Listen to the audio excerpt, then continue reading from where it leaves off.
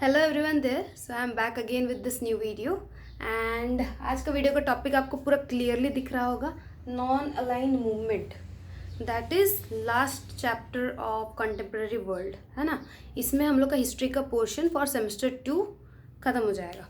ठीक है, तो और ज़्यादा बातें नहीं करते हैं, direct let's go to the point and discuss whatever I have written in this board. Okay, so उससे पहले आपका नॉन अलाइन मूवमेंट में सिलेबस में देखिए मीनिंग आता है ना, objectives, main architects of the non align movement, and उसके बाद कुछ role of Pandit Jawaharlal Nehru and Panchsheel का जो प्रिंसिपल्स हैं ये सब आएंगे आपके सिलेबस में। ठीक है, तो आ जाते हैं सबसे पहला जो मैंने लिखा हुआ है, meaning of non align movement. देखिए टॉपिक जो पॉइंट्स लिखा है उस पर जाने से पहले एक तो ब्रीफ इंट्रोडक्शन दे देती हूँ। देखिए नॉन अलाइन मूवमेंट मतलब अलाइंड क्या होता है, एक लाइन में आना, सजा हुआ रहना, यूनिटी अगर बोलूँ।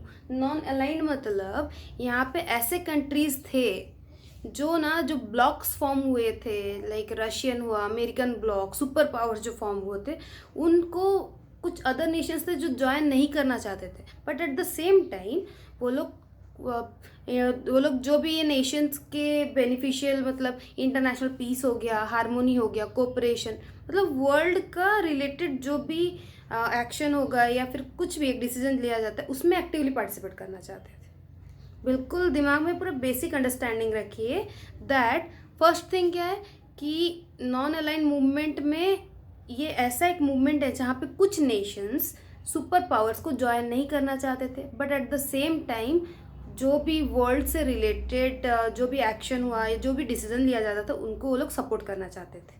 ठीक है, तो आ जाते हैं डायरेक्ट नॉन अलाइन मूवमेंट का पॉइंट्स में। नॉन अलाइन मूवमेंट का मीनिंग हो गया क्या, it is a sovereign state policy, मतलब इंडिपेंडेंट स्टेट पॉलिसी, एक स्टेट जो किसी के अंडर नहीं आएगा, राइट। फिर आ जाते हैं क्या, it does not aligned with any blocks. ठीक है, कोई भी ब्लॉक हो गया, कोई भी सुपर पावर हो गया, उनके साथ वो लोग ज्वाइन नहीं होना चाहते थे। ठीक है, उनके साथ अलाइन नहीं हुए। ठीक है, थर्ड पॉइंट क्या है, actively participate in world affairs, मतलब वर्ल्ड से रिलेटेड जो भी डिसीजन लिया जाता था फॉर द इंटरनेशनल बेनिफिट हो गया, हारमोनी हो गया, कोऑपरेशन हो गया, वो लोग एक्टिवली पार्टिसिपेट करते थे, but according to this policy they do not get aligned with any blocks. I hope आपको समझ में आ रहा होगा कि नॉन अलाइंड मूवमेंट का जो पॉलिसी वो क्या था। ठीक है, डिले नहीं करते हैं, नेक्स्ट आ जाते हैं ऑब्जेक्टिव्स में। Objectives of the non aligned movement बिल्कुल सिंपल है।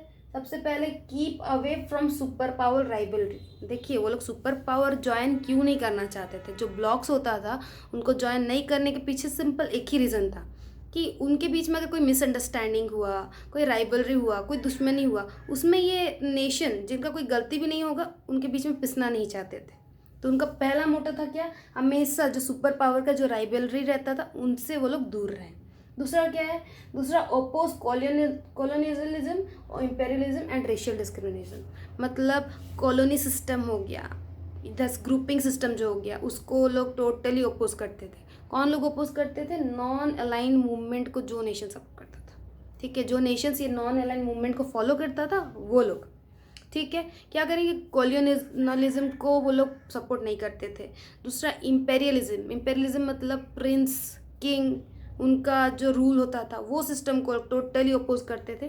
तीसरा हो गया रेशियल डिस्क्रिमिनेशन अगर मैं बोलूँ simple, partiality, like white people, black people, that kind of partiality, ये कंप्लीट ओपोज करते थे नॉन अलाइंड मूवमेंट वाले जो नेशंस फॉलो करते थे वो। ठीक है, फिर क्या है, एलिमिनेट कॉजेस ऑफ वार। देखिए अभी तक जितना फर्स्ट वर्ल्ड वार हुआ, सेकेंड वर्ल्ड वार हुआ, देन यूनाइटेड नेशन फॉर्म हुआ, वैसे ही एंड मूवमेंट जो नॉन अलाइंड मूवमेंट था इनका भी मेन मोटो यही था कि कोई वार का सिचुएशन होने ही नहीं देना है।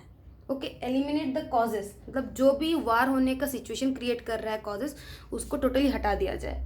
फिर आ जाते हैं encourage friendly relation among the nation, मतलब मानते हैं वो लोग ब्लॉक ज्वाइन नहीं कर रहे हैं, बट फिर भी अदर नेशन जो कि वर्ल्ड के इम्प्रूवमेंट के लिए, वर्ल्ड का हित के लिए काम करेंगे, उनको वो लोग एक्टिवली ज्वाइन करके उनको सपोर्ट करेंगे।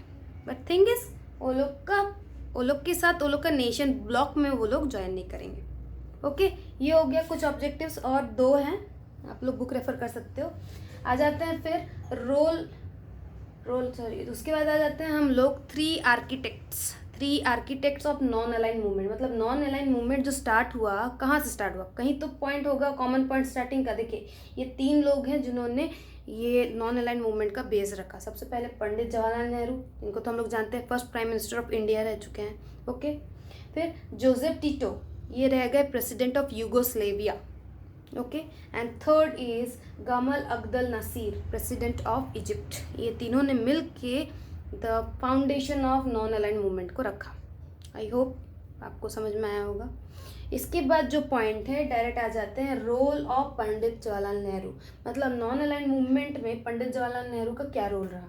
सबसे पहला तो पंडित जवाहरलाल नेहरू पहले इंसान थे जो इंडिया में नॉन अलाइन मूवमेंट को स्टार्ट करने में सक्सेसफुल रहे।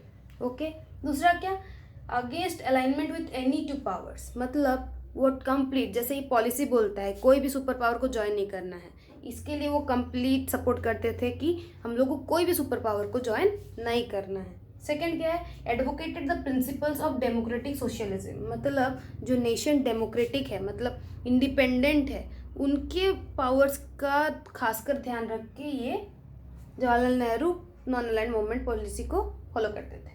थर्ड क्या है, against mad race of armaments. मतलब ऐसा कोई भी कॉज जो आपका मतलब वार का सिचुएशन क्रिएट करे। मेन पॉइंट तो वेपन ही होता है ना, जिससे वार क्रिएट होता है। वार होने का सबसे बड़ा मेन पॉइंट पूरा डिस्ट्रक्शन कॉज करता है। तो ये जो आर्मामेंट्स मतलब वेपन से रिलेटेड जो भी चीज़ें थी, उनको जवाहरलाल नेहरू कंप्लीट डिसएग्री करते थे, ओपोज करते थे, टोटल अगेंस्ट थे। ठीक है, ये हो गया आपका non align movement. Role of Jawaharlal Nehru में और बहुत सारे पॉइंट्स भी हैं। ये कुछ पॉइंट है जो कि मैंने रिलेट किया है ऑब्जेक्टिव्स से। ठीक है, ऑब्जेक्टिव्स अगर समझते हो, related to that only Jawaharlal Nehru ने उनका एक्शन होगा, राइट। तो उसी रिलेटेड अगर आप याद करोगे तो आपको अच्छे से याद रहेगा। लास्ट में जो पंचशील है, ठीक है, पंचशील उन मतलब वहाँ पे 5 प्रिंसिपल्स होते हैं जो कि ये नॉन अलाइन मूवमेंट में फॉलो किया जाता है, जो कि कम्प्लीटली बेसिक लाइंस में आपके बुक में दिया होगा। Depending upon the author's, different authors, आप जो भी बुक फॉलो कर रहे हो, ईजी लाइंस में पॉइंट निकाल के आप याद कर सकते हो। आई होप ये वाला चैप्टर का इतना पार्ट में आपको समझ में आया होगा और बिल्कुल क्लियर हुआ होगा कि नॉन अलाइन मूवमेंट क्या है। ठीक है, so let's end this video here. But इसके आगे और एक वीडियो भी आज अपलोड होगा, उसको ज़रूर देखें। क्या रहने वाला है नहीं बताऊंगी, बट ज़रूर देखें। बहुत इम्पॉर्टेंट एंड स्पेशल वीडियो है फॉर दो स्टूडेंट्स जो कि आने वाले 20 डेज़ के बाद एग्ज़ाम लिखने वाले हैं ICSE का। ठीक है, सो थैंक यू। एंड आपको लग रहा है अगर वीडियोस सारे हिस्ट्री के चैप्टर्स बहुत अच्छे से अपना 100% दे के मैंने समझाया है, बिल्कुल लाइक शेयर और सब्सक्राइब करिए मेरे चैनल को। Thank you so much.